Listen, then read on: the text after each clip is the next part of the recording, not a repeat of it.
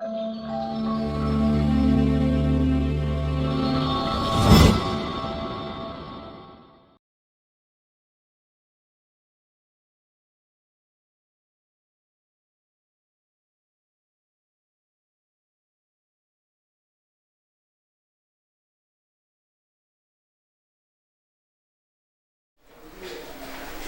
guys, my name is Elvis Masika.